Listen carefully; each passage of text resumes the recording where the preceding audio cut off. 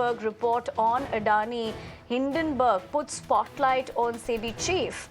Now, the claim is the SEBI chairperson and husband own stakes in offshore entities.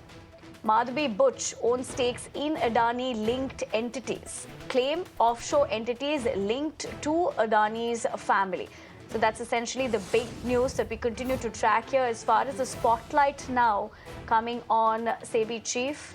So this is essentially what you're looking at in terms of the key takeaways as far as that is concerned.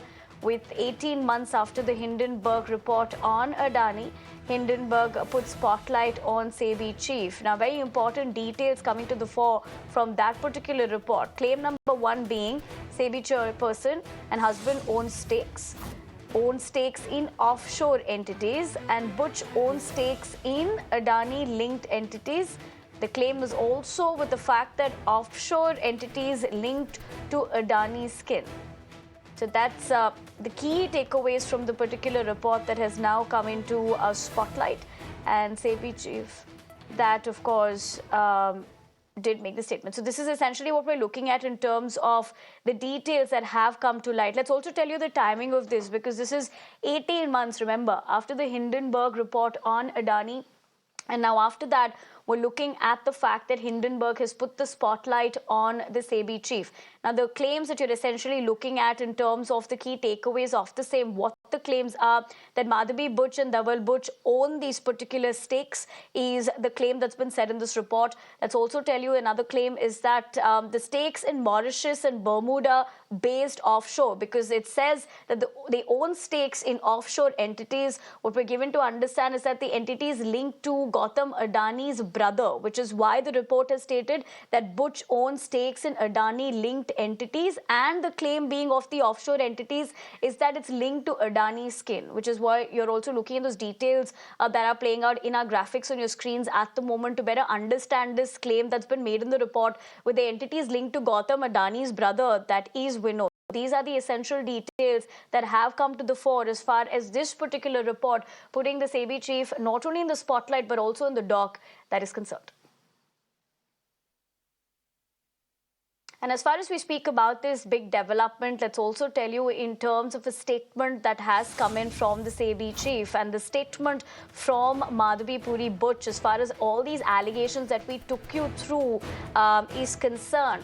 Now, essentially, she's gone on to state that in the context of allegations made in the Hindenburg report dated August 10, 2024 against us, she's, of course, essentially also talking about her husband who's been named.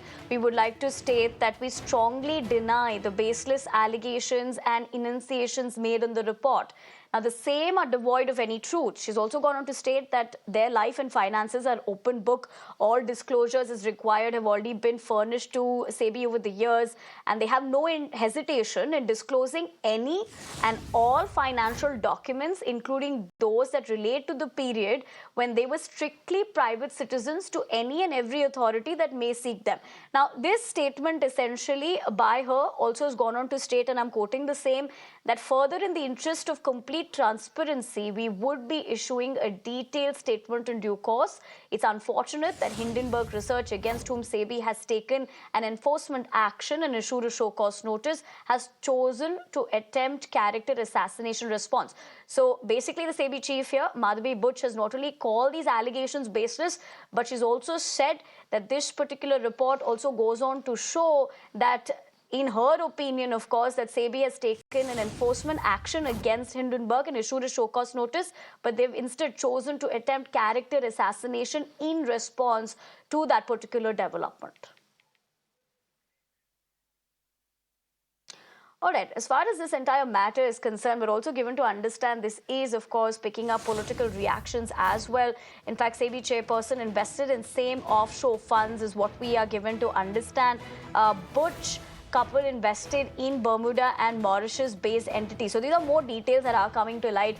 Let's also tell you that funds believed to amass stakes in Adani company and violation of SEBI regulation lies exposed.